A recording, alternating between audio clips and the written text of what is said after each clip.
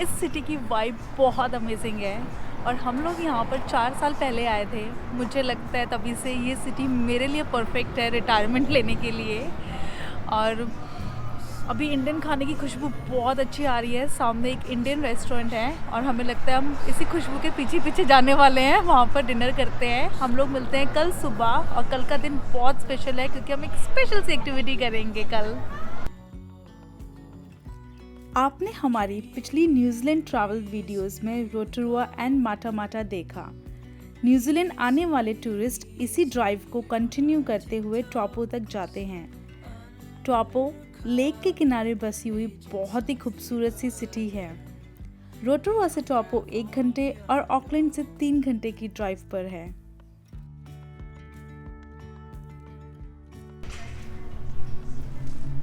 Good morning from टॉपो। अभी हम लोग जा रहे हैं अपना ब्रेकफास्ट लेने के लिए यहाँ के सुपरमार्केट। और टिप फ्रॉम माय साइड, जब आप भी बजट ट्रैवल कर रहे हैं तो आप भी सुपरमार्केट से अपना ब्रेकफास्ट ले सकते हैं। और यहाँ पर सुपरमार्केट में अपनी बेकरीज होती हैं जो कि डेली फ्रेश बेक करती हैं और आपको मिल जाता है अपना चीपेस्ट ब्रेकफास्ट का ऑप्शन।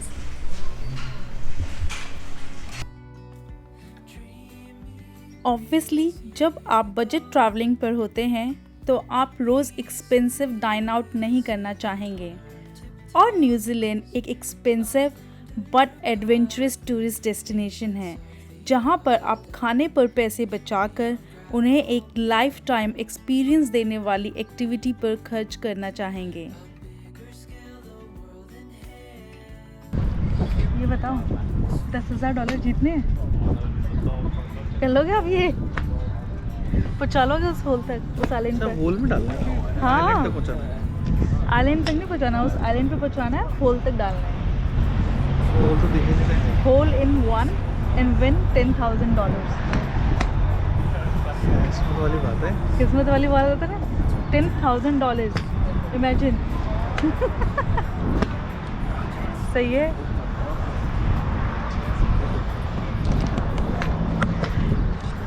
ये है टॉपो सिटी जो बसी हुई है इस लेक टॉपो के किनारे। लेक टॉपो, ये लेक सदर्न हेमिस्फीयर की सेकेंड लार्जेस्ट लेक और न्यूजीलैंड की सबसे बड़ी लेक है जो बनी थी एक वॉल्केनिक एक्टिविटी के दौरान। रफली इस लेक का साइज सिंगापुर सिटी के बराबर है, तो आप इसी से अंदाज़ा लगा सकते हैं कि ये लेक कितनी बड़ी होगी। समंदर, पहाड़ और बर्फ़ मुझे हमेशा से ही ट्रैवल के लिए फैसिनेट करते हैं और आज हम जा रहे हैं Whakapapa ski valley. First time maybe बी आप इसे गलत प्रोनाउंस कर सकते हैं क्योंकि माओरी लैंग्वेज में WH को व नहीं फ प्रोनाउंस करते हैं। जाना, फ्रूट्स भी निकाल लेना जो कल लाए थे। ये बहुत ही प्यारा सीनिक लुकआउट है। लास्ट टाइम हम यहाँ पर रुके थे तो बहुत भीड़ थी। अभी एक्चुअल में यहाँ पर स्कूल हॉलीडेज़ ख़त्म हुई हैं तो इसलिए भीड़ नहीं है। और मुझे लगता है कि यहाँ पर अभी हम लोग अकेले ही रिलैक्स करने वाले हैं।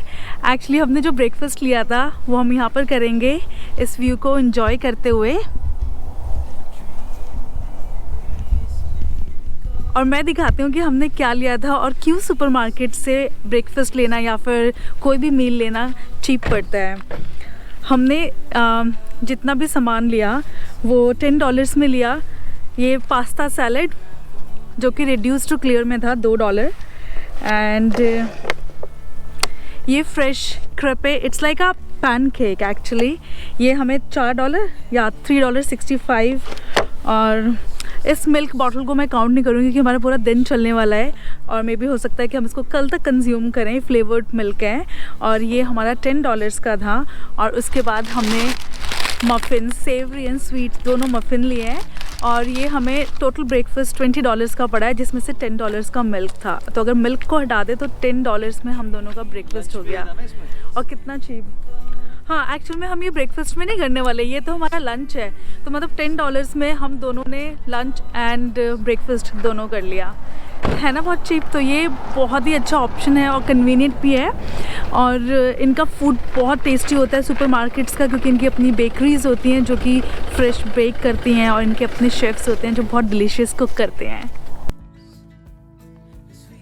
सामने दिखने वाला पहाड़ माउंट टोंगारीरो है, जो न्यूजीलैंड का सबसे ओल्डेस्ट पार्क होने के साथ साथ वर्ल्ड हेरिटेज साइट भी है। और इस पहाड़ की मान्यता मौरी कल्चर में बहुत ज़्यादा है, और जिसे हम अपनी नेक्स्ट हॉलीडेज में 19 किलोमीटर की ट्रैक करके खूबसूरत नज़ारों के साथ क्रॉस करेंगे।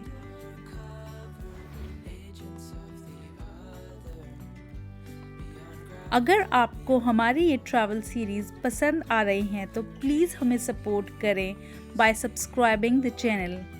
और हम अगले साल जा रहे हैं वर्ल्ड एक्सपीडिशन पर और कवर करेंगे नॉन स्टॉप 100 कंट्रीज़।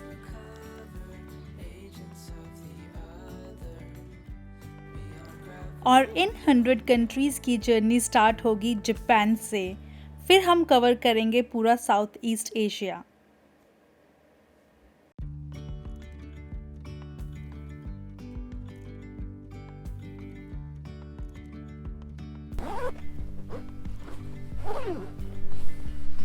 सही है गाना यार।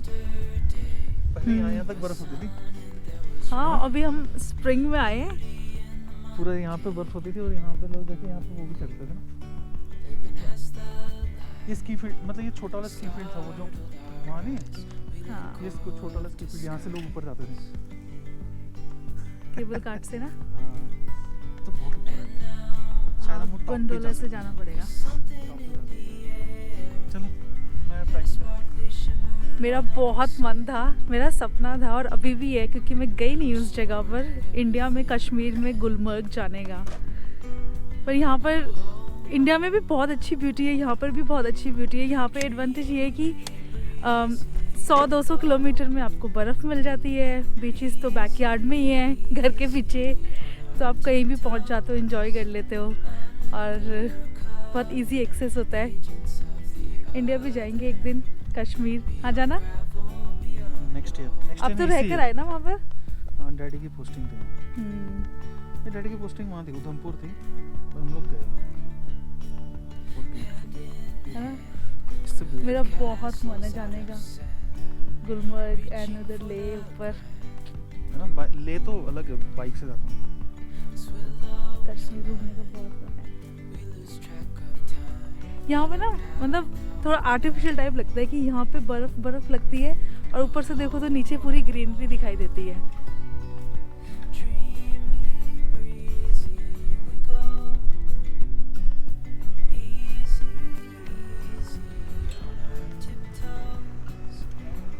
मैंने अभी टिकट्स ले ली है, इसके बारे में आपको बताती हूँ, बट अभी सोच रही हूँ कि पहले शूज़ रेंट कर लेती हूँ, क्योंकि ऊपर जाके बहुत स्लिपरी हो जाता है नहीं तो।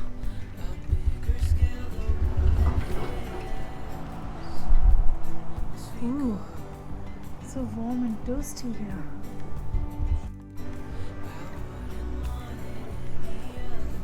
मुझे उन्होंने बोला कि स्प्रिंग सीजन है, तो मेरे शूज़ ओके है, गुड टू गो, अप्रूवल मिल गया उनको। पिछली बार आप यहीं गिर गई थी। हाँ, पिछली बार मैं यहीं पे गिर गई थी, तभी तो हम शूज़ लेने चले गए थे अंदर। वो बहुत फनी मोमेंट था जाना। आगे बंदा इसकी गियर के साथ पूरा रेडी था, और मैं उसको पकड़ के गिर गई। विंटर सीजन में बर्फ बहुत नीचे तक होती है, और अभी स्प्रिंग में सिर्फ एडवांस्ड लेवल स्की एरिया ही ओपन था, और जिसे गंडोला राइड से ही एक्सेस किया जा सकता है।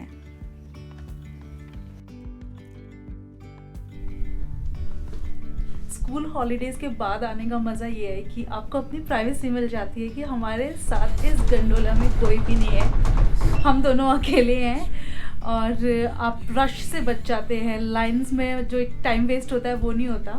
वैसे ये जगह आप ऑल सीजन्स में आ सकते हैं, मोस्टली लोग समर्स में आते हैं, और अगर आपको विंटर्स एक्टिविटी करनी है, जो विंटर की एक्टिविटीज़ होती हैं, उसमें आप विंटर में आइए। बट विंटर में क्या होता है कि डेज़ बहुत छोटे होते हैं, तो आप स्की करने के बाद कुछ और इन्जॉय नहीं कर सकते और एक्सप्लोर नहीं कर सकते, क्योंकि यहाँ पर 4-5 बजे ही अंधेरा हो जाता है। और हाँ, अभी जैसे हम लोग स्प्रिंग में आए हैं, तो स्प्रिंग मिड है विंटर एंड समर्स का। और यहाँ पर अच्छा एडवांटेज ये है कि हमारे जो दिन हैं वो ऑलरेडी लंबे हो चुके हैं। और इस पास के बारे में मैं आपको बताती हूँ। ये टिकट ये $98 2 लोगों के लिए है। और ये इसमें कोई एक्टिविटी इंक्लूड नहीं है, ये खाली लिफ्ट पास है कि आप इस गंडोला को लेके ऊपर जाते हो। और सिर्फ इसी चीज़ के $98 है, 5000 रुपीज़ 2 लोगों के लिए। और स्की का हैरी बताएंगे, क्योंकि वो सोच रहे थे कि उनको स्की करनी है, बट हैप्पी वैली जो बिगनर्स के लिए या फिर जो लर्निंग है, स्की सीखना चाहते हैं, वो अभी बंद है, तो हम लोग नहीं कर सकते। तो हैरी, स्की के प्राइसेस क्या थे? अरे मुझे डराओ मत। कैसे झूल रहा देखना। ओह माय गॉड, आपको नहीं लग रहा? मुझे अच्छा लग रहा है, पर आप मुझे पता है मुझे डराने के लिए ऐसा रिएक्ट नहीं यार, देखो ना कितनी तेज झूल रहा है और रुक गया। You wanna come this side, Harry, because I want to see the view. नहीं ठीक है, आ जाओ इस साइड आ जाओ।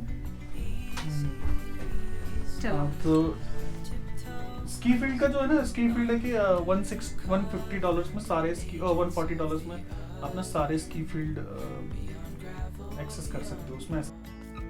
सभी लेवल के स्की एंथुजियास्टिक्स को केटर करने के लिए यहाँ बिगनर से लेके एडवांस्ड लेवल तक के स्की फील्ड्स हैं। और न्यूजीलैंड के कोने कोने से लोग बर्फ के मज़े लेने आते हैं। एक बिजी दिन में यहाँ आपको 1 से 2 घंटे सिर्फ कार पार्क में लग सकते हैं। इससे बचने के लिए आप यहाँ वीकडेज में आ सकते हैं और स्कूल हॉलीडेज को मस्ट अवॉइड करिए। आप अपने टिकट्स ऑनलाइन भी बुक करा सकते हैं। फिर हम लोगों ने भी बर्फ के खूब मज़े लिए, क्योंकि स्की बिगनर एरिया बंद था, जिसके लिए हम दोनों यहाँ पर आए थे। और फिर मैंने मेरा फेवरेट काम किया, जिससे मुझे YouTube की इंस्पिरेशन भी मिली, कि मैंने अपने फैमिली मेम्बर्स को कॉल करके लाइव ये एरिया दिखाया।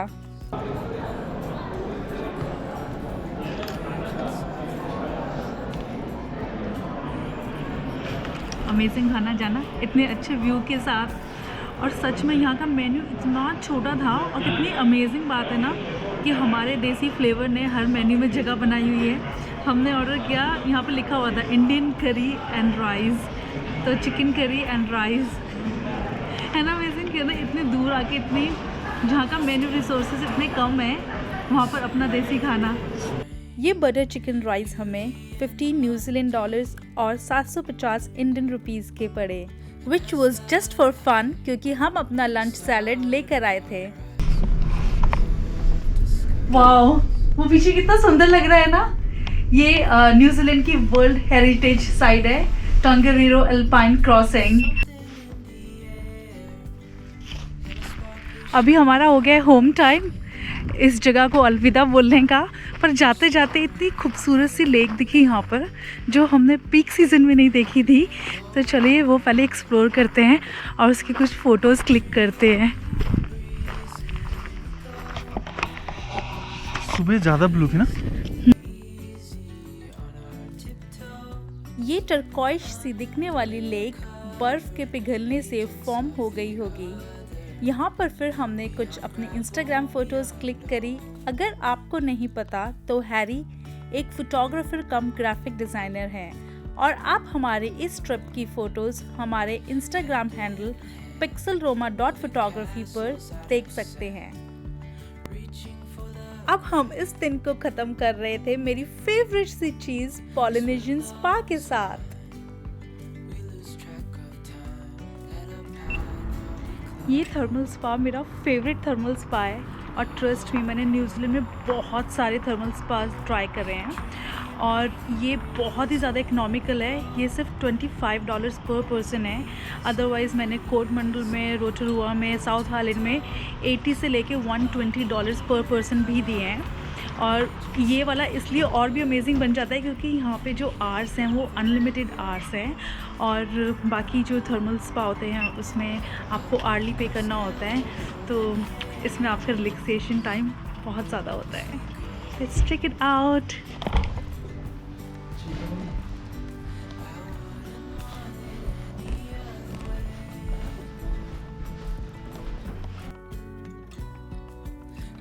और इसके आगे पूल में शूट करके मैं लोगों को अनकंफर्टेबल नहीं करना चाहती। अगर आपको ये वीडियो पसंद आई हो तो प्लीज़ वीडियो को लाइक एंड शेयर करें और चैनल को सब्सक्राइब। कल हम करने वाले हैं टॉपो की 3 आइकॉनिक लोकेशंस को विजिट, जिन्हें आप मिस नहीं करना चाहेंगे। Thanks for watching us.